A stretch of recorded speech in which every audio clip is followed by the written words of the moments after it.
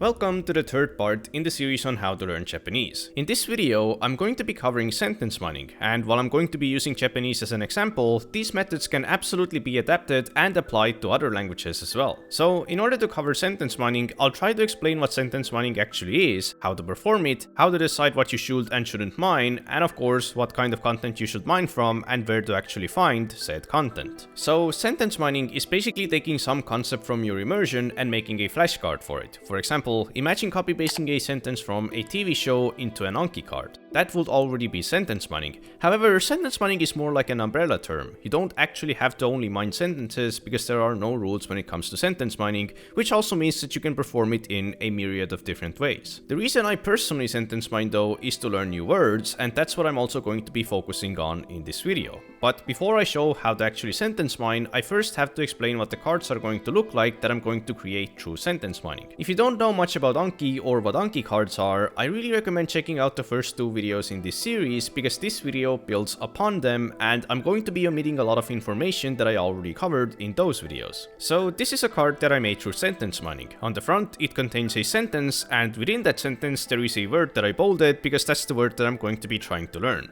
While it technically is a sentence card, I primarily focus on the word and only look at the sentence when I need further context. Some people say that they read the entire sentence every single time, but I personally found more value in focusing primarily on the target word because that way I can do my reviews faster and experience about the same amount of benefit. On the back of the card, I bring out the definitions and reading only for the word that I'm trying to learn, and I also include the native audio from the source that I mined the sentence from, which for me is extremely important. So if I made the card from a TV show, I want to have that same audio from the show itself in the card. So these are the four vital components that I definitely want to have in my self-made Anki cards. The sentence and a highlighted target word on the front, and the reading and definitions of that target word, as well as the source audio on the back. Alright, so now that we know what data we need to include in a card, let's see how we can actually create them. First, I'm going to be covering how I personally sentence mine right now using Migaku, and then I'm going to be showing how I used to sentence mine with freely available tools and compare the pros and cons of both methods. To put it briefly, this is how I use Migaku. I open up something I want to watch, enable recording, parse the episode, open Anki, and I'm already all set up to start sentence mining. Now, all I have to do is just immerse and look for words that I don't know yet, and when I find one, I just need to hit Q, which prompts Migaku to automatically record me the audio, take a screenshot, and create me an Anki card. Migaku automatically highlights words based on their learning status. If the word has a red underline, it's likely that it's a word that you haven't mined yet, in which case I usually first look up the word by hovering it and holding down shift, and then I decide whether or not it's something that I want to mine, and I'll explain how I make that decision later in the video. You can also customize the format of your cards through the card exporter, and I'm going to link a timestamp of a livestream VOD where I explained how I set up my own card format, but as you can see, the cards Migaku creates have all the vital elements which I previously mentioned, including audio from the show itself and even a screenshot from the moment that I mined the word. I started including screenshots in my cards recently because I think they're a great way of reminding me of the context which the word came from, especially if I mined it from something like a YouTube video. And that's pretty much how easy it is to sentence mine through Migaku, but I also recommend using the shortcut keys 1, 2, and 3 to change the learning status of the word that you're hovering, as well as Ctrl, Alt, and B to search the Anki browser for the text that you have selected, which I personally use all the time to see what context I previously encountered some word in. And finally, as a left-hand alternative to arrow keys, A, S, and D to skip back, replay, or skip forward a subtitle. You can of course find the full list of shortcuts in the Migaku extension itself. Other than that, Migaku also has some other cool features as well, such as different play modes, a skip mode, kanji and bracket settings, as well as my personal favorite, pitch colorings. Basically, it gives color to your subtitles, each color representing some specific pitch accent, and while I don't think this feature alone is going to give you perfect pitch or anything, I feel like it can be very useful, especially over the long term. For example, one of the things I plan on using this feature for in the future is out loud reading. I imagine that if I spent a few hundred hours reading out loud whilst paying attention to these pitch colorings, I'd end up remembering the pitch accent for a lot of the common on words, which might already improve my pitch accent by quite a lot, so if I ever do that, I'll definitely let you know how it goes. In conclusion, I've been able to sentence mine with Migaku very nicely, and it really cut down the time it takes for me to sentence mine, which really makes it feel like much less of a chore, especially because I do sentence mining every single day. And also, I gotta thank Migaku for sponsoring this video. Access to the Migaku browser extension currently costs $5 per month or $4 with the yearly plan, but if you use the ref link from the description of this video, you'll get one extra month for free on the purchase of your first month. And through your subscription, or even through your lifetime purchase, you're also going to be supporting my channel, which makes it a really good way to sustain the content because you yourself also get something in return. But okay, now I wanna explain how I used to sentence mine before I switched over to Migaku, and it's going to have much more manual labor and moving parts, but I made nearly 4,000 cards using this method, so I do think that it's pretty viable, and it also has some benefits of its own. So basically, it consists of two vital components. One is the ability to record audio, and the other is to quickly look up words, and all the other components are just going to be for the sake of efficiency and quality of life. Alright, so the first thing we need to do is to set up the ability to capture audio from our computer, and for that we're going to use ShareX, which is a great tool that I've been using for years, and comes out that it can be very useful for sentence mining as well, so go ahead and install that, and when you're done, check out this link from animecards.site, which explains how to set up the shortcut keys for recording audio, taking screenshots, and even OCR, aka parsing text from images, which is useful for sentence mining from games or visual novels and so on. Once you have your ShareX properly set up, you already have a minimal setup to start sentence mining, so the first thing I want to show is how I used to sentence mine from Netflix. But you also need to get the extension called sub-a-dub, because it makes the subtitles in Netflix selectable, which is going to make our life so much easier.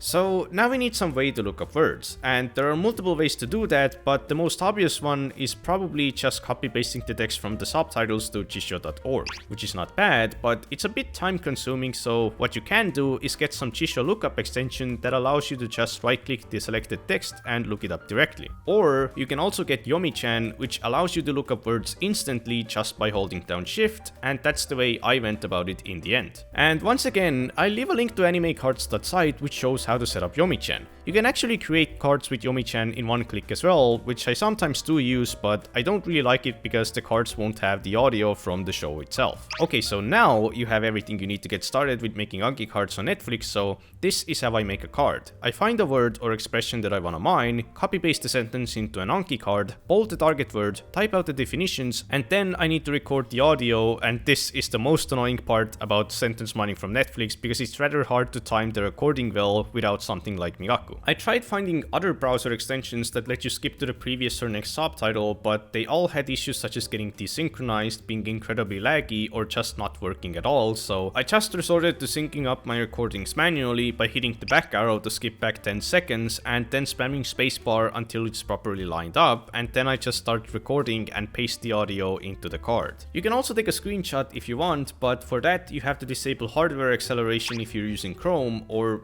just use Firefox or something. And that's pretty much all there is to sentence mining from Netflix. I also want to cover how to sentence mine from YouTube and local files, but before that, I quickly want to go over Anki card creation again. More specifically, node types. So a node type is basically what determines what fields your card has and how the card is going to be formatted. The basic node type only has the fields front and back, while as the node type for the Core 2K6K deck has nearly 20 fields, each of them representing some specific data. The basic node type can be totally fine, I mean I made nearly 4,000 cards using it, however if you ever want to reformat your cards, let's say bring the sentence audio to the front or bring out the target word separately and so on, then it's going to be super easy to do that with a node type which properly categorizes that data into separate fields. So this section is going to be optional, but it's really useful to know how node types work in Anki anyway, so I still recommend watching it. Okay, so to make a new node type, click on Tools and Manage Node Types. Then click Add and choose Add Basic and hit OK. Then give it some name, hit OK again, and then select the node type that you just made and hit Fields. And here you can change the fields of that node type. So I'm going to rename the front field to Sentence, because this is the field that our sentence is going to go into. And I'm also going to rename the back field to Target Word 1. Then I'm going to add a new field called Reading 1. definitions one, audio, and screenshot. So with this, we can already create cards in the style that we previously had, but this time everything is going to be properly categorized into its own field, so we can reformat the card however we want in the future. But there is one issue, which is that you can currently only add one target word because the reading and definitions are in separate fields. So what you can do is just add multiple fields such as target word 1, target word 2, target word 3, including their corresponding reading and definition fields. And let's say you go up to 5, because most likely you will never make a card that has more than 5 new words anyway. I'll also address whether or not it's a good idea to learn multiple new words in a single card later in the video. Okay, so now it's all done, so hit save. And if you now try adding a new card, you can choose the node type that we just made. And as you can see, it has all the fields that we just added, and we can fill them as necessary every time we make a new card, which we can already start doing, but we also need to configure how those fields are going to be displayed, so go ahead and make a card as an example. And once you have that card created, go ahead and find it in the browser and hit the button called Cards. And this opens the menu that lets us customize the template and styling for the front and back of the card. You can get very fancy here because you can use HTML, CSS, and even JavaScript, but I'll just keep it simple and recreate the basic node type that we had before. So the front is only going to have the text sentence wrapped in double curly brackets, because this is what tells Anki that we want to use the data from the field sentence here in the card front template. But the back of the card is going to have more code, so I'll link a paste bin of it so you can copy paste it, and I'll also link a tech which has only one card in it, but if you import it, you also import the node type, so you don't have to do any of this yourself. Note that you can also customize the format however you want. For example, you can move around the position of the screenshot or audio, add more new lines with a BR tag, change the styling to have the text aligned to the left, or even change the font to a proper Japanese one, and so on. So that's how you make a custom node type. Once again, this was entirely optional, and if you're pretty sure that you're never going to reformat your deck, then it's probably easier just to dump everything into the basic node type in free form. But I still think that it's really valuable to know how node types work, because that knowledge also allows you to reformat pre-made text as well, as long as they have proper fields.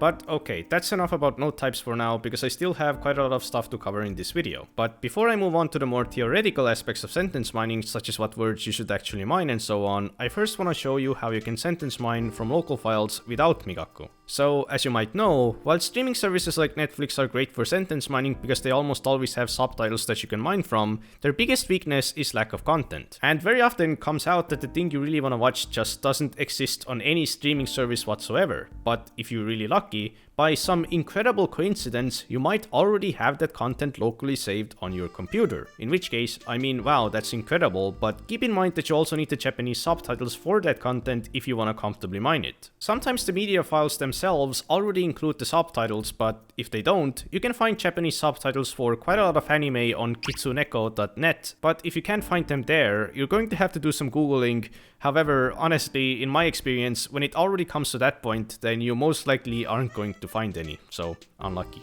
But okay, let's assume that you found both the media files and subtitles for what you want to mine, in which case the next thing you need is a media player called MPV and a plugin called MPVacious. So once you have both of them installed, just drop the media and subtitle files into the MPV player and hit A+T+A to activate the clipboard autocopy feature, which basically copies the subtitles to your clipboard every time they show up on MPV. And the second thing you need is some browser extension that inserts your clipboard into a website every time you copy something. So this is the one that I found. Then we need a blank website, and for that you can create your own by making a new file and naming it whatever you want with .html in the end. You can also add this code to the file to make it a bit easier on the eyes. If you now activate this clipboard extension, every time you copy something, it's going to show up on this blank website, which means that if MPV copies every new subtitle, they're also going to show up here instantly as well, which allows you to select them and look up words from them. Alternatively, instead of making your own file, you can also use this link that I'll put in the description, which is pretty much a blank page as well, but it also has some extra features. If you're going to be sentence mining often, then I recommend bookmarking either of the pages. So you can probably already tell how you can sentence mine with this setup. When you have something playing on MPV with the subtitle autocopy and clipboard inserter enabled, you can just start looking up words, and when you find something you wanna mine, just paste that sentence into the card, add whatever definitions and target words you want, optionally take a screenshot, and then you just need to record the audio. Luckily, it's pretty easy to record audio on MPV. You just hit Ctrl plus left or right arrow key to jump between the previous or next subtitle, and then you can just hit your audio recording hotkey that I introduced earlier in the video. If your subtitles are a bit misaligned, you can hit Z or Shift plus C to adjust their timings. And that's pretty much how you sentence mine from local files, but as my final suggestion, I also recommend using this program called Desk Pins, which lets you pin any window to be always on top. This can be extremely useful if you, for example, use it on the Anki new card window, so you wouldn't always have to Alt-Tab.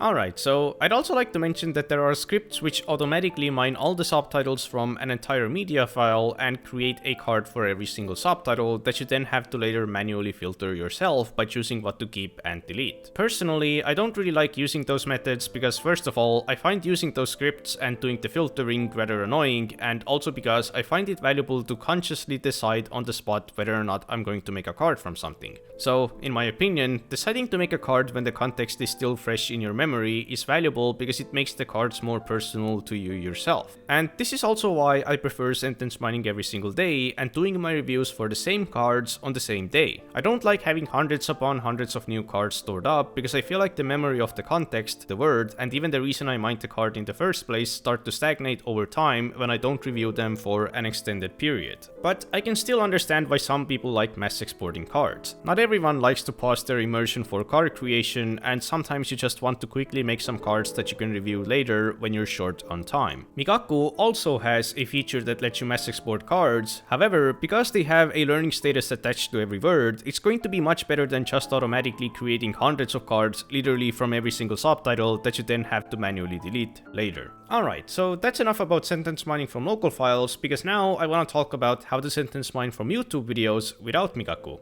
Luckily, YouTube is way easier to mine compared to Netflix, and to some extent even compared to local files, and the reason why is simply because you can open up the transcript, which lets you jump to subtitles, select them, and so on. So as usual, just record audio with ShareX, look up words however you prefer, take a screenshot if you want to, and boom, you have a card. But the issue with mining from YouTube is that often the subtitles on videos are automatically generated and inaccurate, especially with Japanese. So there are two ways that I know of which lets you find manually subtitled videos. One is to search something in Japanese and then choose the subtitle filter, which then only shows you videos that have manually created subtitles on them. And the second option is to go to youglish.com, select Japanese, and then search whatever you want in Japanese. And the way this site works is that it searches for the thing that you typed in from the subtitles themselves and only shows searches for videos that have manually created subtitles on them. This site is actually super useful because it's originally meant for looking up pronunciation references from YouTube videos, but you can also use it to find content. And that's pretty much all there is to sentence mining from YouTube.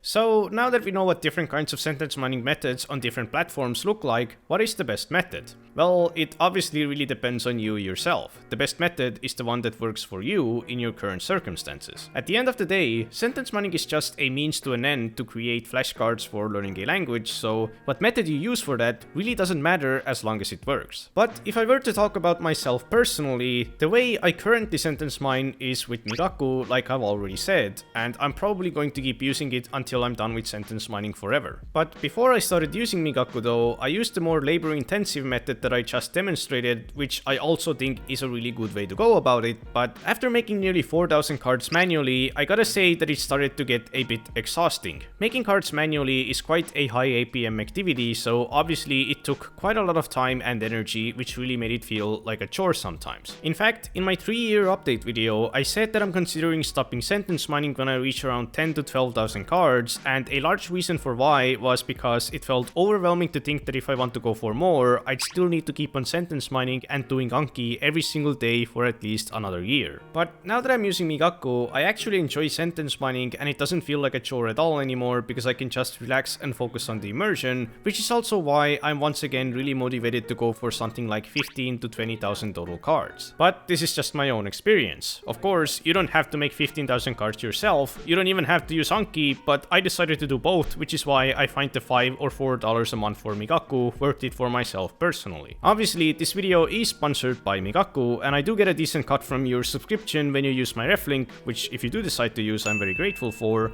but you should still think about your own goals, try out different methods, and decide for yourself what works best for you. And of course, you already know where to find that ref link in case you need it. Now that we know how to make Anki cards, I want to share some thoughts on how to decide whether or not you should actually mine something, and this once again is going to be pretty subjective, so you're going to have to develop your own intuition for what you should mine, but regardless, I'll still share my own perspective. So first of all, my primary goal when it comes to sentence mining is to increase my comprehension of Japanese in order to make my immersion more enjoyable and valuable. This means that first and foremost, I'll be mining words and expressions in order to understand them, not necessarily for the sake of using them during speaking or writing. Of course, I will be using them in my output in the future as well, but that's not my primary goal. So even though I want to understand as much as possible, it doesn't mean that every unknown word is going to be worth mining. The biggest risk of sentence mining and Anki is wasting your time on learning words that you're never going to see again, nor even use in your output. So the most important factor to consider is how common or popular is the word or expression that you're about to mine. Luckily for most words, it's relatively easy to figure this out. For example, let's take the word taberu, which means to eat. You can already tell that it's a really common word because it's a word that you encounter a lot in everyday life, regardless of language or culture, and surely enough, when you look up this word on chisho.org, it says that it's a common word, part of JLPT and 5, and that it's even taught in Wanikani. When I hover it with Yomi-chan, it has multiple labels indicating its popularity, and with the frequency lists that I have installed on Migaku, it's really apparent that it's one hell of a common word. Generally speaking, if it's part of any JLPT level, I'd already say that it's worth mining. If Chisho says that it's a common word, I'd say that it's definitely worth mining, or if it has any other labels that indicate its popularity, then it's most likely also worth mining. However, what if you have a word such as this, Gonrinzai? Neither Chisho nor Yomi-chan have any labels attached to it, and the frequency lists on my Migaku only give it 2 stars. Well, in that scenario, another thing you can do is just Google the word and see how many results you get. Without quotation marks, I got 766,000 results, and with quotation marks, I got 626k. And I'd say that this is kinda bad, because usually, if a Japanese word has less than 1 million results, it becomes pretty questionable whether or not it's going to be worth mining. Most of the search results seem to not even be for Japanese, and when I look at the images, they don't really paint a clear picture of the word either. Konrinzai is actually a word that I mined from Berserk, and the reason I'm bringing it as an example is because I once happened to show it to a native, and to my surprise, they had never even heard of that word, nor did they know what it meant. So, was this word worth mining? Well, there is still a chance that I will see it again in the future, because it seems to have some level of popularity in the frequency lists, but let's assume that I will never see this word again, nor even use it in my output either, because natives might not understand what I'm saying. Even in that scenario, I honestly don't regret mining this word, because I think sometimes there is a bit more to sentence mining than just the word itself. First of all, I think it's a nice word to learn kanji from. It has 3 kanji, gold, ring, and edge, and because I mined that word, I learned that kin can also be sometimes read as kon, and so on. And this is also why I personally don't think you need to learn kanji separately, because you're going to learn kanji and their readings through sentence mining anyway. And besides that, I also think that it's just an interesting word. It seems to be Buddhist in origin, and when you look at the images that we found before, it does in fact have a massive golden ring on the edge of this cake-like structure, which was just kinda interesting to learn about, I guess. And also, another thing about sentence mining is that it's kind of like building your own personal dictionary, which I myself use all the time because I want to see what context I encountered some word in. Sometimes I also can't quite recall some specific word, but I remember what context the word was in, which allows me to find it by just searching for parts of the sentence, which I also find pretty useful. But there also are things that I pretty much never mine, and one of those things is names, because I personally don't think that they're really worth mining. Maybe the names of common prefectures and cities can be, but I've never really bothered because I think I'll just learn them eventually through immersion anyway if I need to. Then I also never mind media specific words, for example those that you only encounter in some specific anime and literally nowhere else, so for example Yu-Gi-Oh card names or something. Then I also don't mind extremely field specific words such as those from math or chemistry that I don't even really know in other other languages either, or don't think that I'll need to know in Japanese. And like I said before, I try to avoid mining words that seem extremely obscure or uncommon, like this word that literally wasn't even in the dictionary. I also don't like mining words that I don't really understand in that specific context, even with the dictionary. Sometimes it's still worth mining, but other times I'll just skip it until I find a better example of it or until I understand it just through immersion. And when it comes to mining katakana words, they're kinda tricky because sometimes they are worth mining because their reading or meaning might be different from their English counterparts, and it can be useful for your own personal dictionary. But I still don't really mind them though, because you can learn them through immersion, especially because they don't even have any kanji. Sometimes you also have words which technically are a new word, but they're more like a combination of different words that you already know, such as gendaijin or daiseiko. I usually don't mind words like that, but if their reading or meaning is different from what I expected, then I do. For example, this word is read as dekoboko, meaning uneven, but for some reason this word, which is just the same word but the kanji switched places, is read as ototsu instead of bokodeko. So even though it has the same meaning, I still decided to mine it because it has a different, unexpected reading. So those were some of the things that I don't mind, but I also want to mention the things that I do like mining. So obviously I like mining common words, but I also like mining phrases such as neko no te mo karitai, which means that one is so busy that they'd even borrow the help of a cat. And I also think sentence mining is a nice way to learn grammar as well, because luckily with Japanese, learning grammar in the endgame is pretty much the same as learning new words, so when I encounter some grammar point that I'd like to learn, I just mine those as well. And finally, sometimes I also mine a second example of a word that I've already mined or learned from some pre-made deck, if the word has some different meaning in that specific context, or if I feel like I should just make another card for it because I can't seem to remember it well or understand it with the card that I had before. I'd also like to mention that in my opinion, it's completely fine to include multiple new words in a single card. I've received many comments on YouTube saying that I should only include one new word per card, but honestly, I've never had trouble with cards that have multiple new words in them. In fact, some of the easiest cards that I have up to 4 new words in them that I've never even seen before, and it's just as easy to learn all of them in one card as it is to learn a single word from a single card, which is kinda interesting when you think about it. But of course, sometimes I do encounter sentences which seem way too difficult to learn from, so in that case I do skip them. So that's pretty much all I have to say about deciding what to mine, and once again, these were just my own suggestions, and as long as you keep sentence mining, you will build up your own intuition that helps you decide what you should and shouldn't mine, so don't worry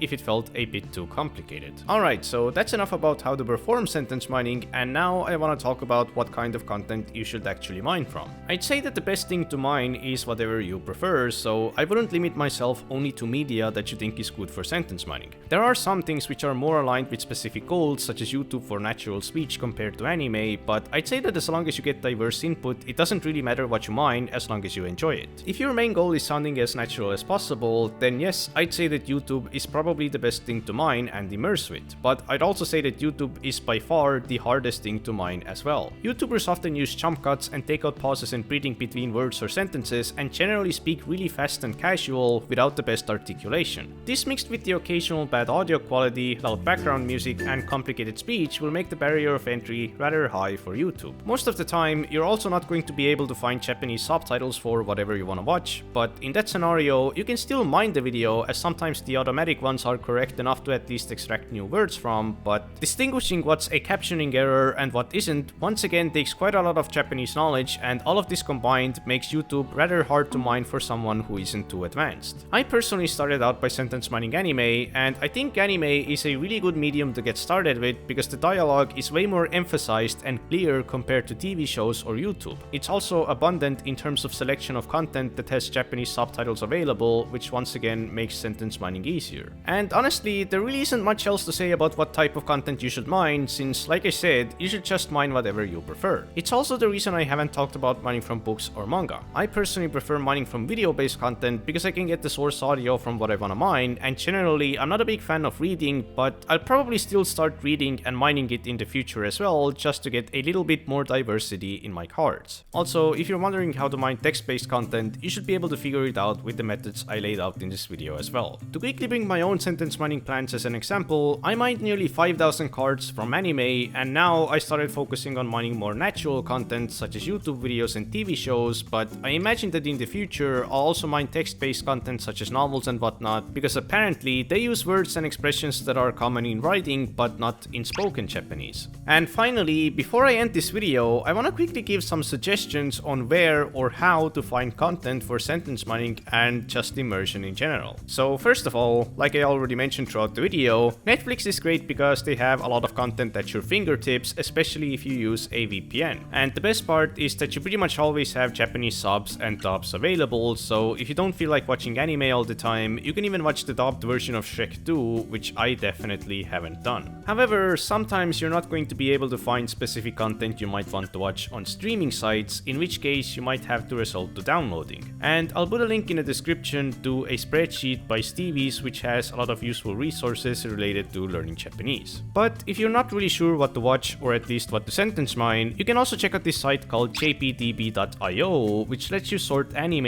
and other media by Japanese difficulty, which can be especially great if you're just getting started with sentence mining. The difficulty ratings aren't perfect, of course, but it's still a really nice resource, and I assume the anime with difficulty marked as 1 should be mineable even when you've learned only around 1000 words or so. And just to mention YouTube again, at first it might be pretty hard to find content that you enjoy in your target language. It took me a really long time before immersing with YouTube became enjoyable, because for the longest time my Japanese wasn't good enough to understand the content I wanted to watch, but I also didn't really know what to watch. But now that my Japanese has improved, and since I figured out how to find content I enjoy, YouTube is probably my favorite source of immersion again, just like it used to be for English back in the day. I also finally found YouTubers that I enjoy watching, and I primarily do sentence mining on YouTube now as well. And my best tip for finding content on YouTube would be to not overthink it and just search for whatever random thing or word comes to mind. For example, whilst making this video, I accidentally discovered this channel called Inakamon, and I really enjoyed that channel to the extent that I'm already on the 35th video, and the way I found it was just through searching makiwari, aka chopping wood in Japanese, on Youglish. You can also search for let's play videos for games that you used to play or are curious about, as well as hobbies, products, random activities, animals, Japanese song covers, and whatever else. Just don't overthink it, search for whatever comes to mind and see what you can find, which in of itself can be a pretty fun activity. And remember that you can always use Google to search for whatever else you might be curious about, and that's pretty much all I wanted to say in this video. You can start sentence mining whenever you want, but I recommend building a foundation of at least 1000 words because it will just make your life a bit easier. I personally started sentence mining after I finished the Core 2K6K deck, so at 6000 words, but I definitely could have started earlier as well, for example even at something like 3000 words. You can still take pre-made cards at the same time, but you can also have your own deck where you add however many cards you want, for example 5 to 15 new cards from your sentence mining every single day, and then another 5 to 15 from a pre-made deck, but it's entirely up to you. So thanks for watching, and if you're curious about Migaku and want to support the channel, check out my affiliate link below, and I'm also occasionally live streaming sentence mining on Twitch where I try to answer whatever questions you might have. Anyway, I'll see you in the final part of this series on how to learn Japanese, or really languages in general, so for now, goodbye.